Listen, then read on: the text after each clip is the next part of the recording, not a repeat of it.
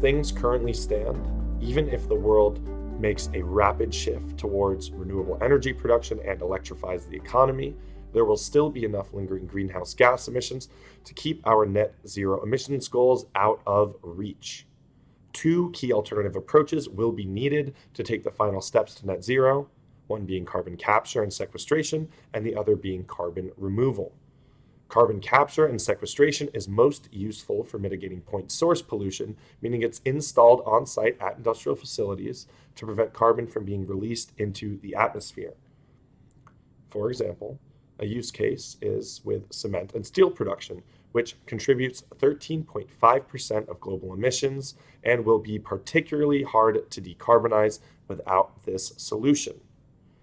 Taking an even broader view, there are over 25,000 global CO2 emitters across 11 different sectors, each of which could be a candidate for carbon capture and sequestration.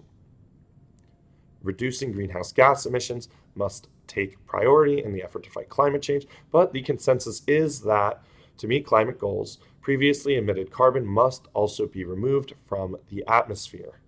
Direct air capture uses heat and electricity to filter and remove CO2 from ambient air. While the current scale is limited, these projects can be sited flexibly, and they can result in net negative carbon emissions when renewable energy is used to power them. The potential market for these approaches is massive, but will depend on how quickly other areas of the economy can decarbonize. Today, their economic viability is heavily dependent on carbon markets and carry several risks, most notably dependence on government policies that could shift over time. These solutions are still in their early stages of development and will require significant upfront capital costs.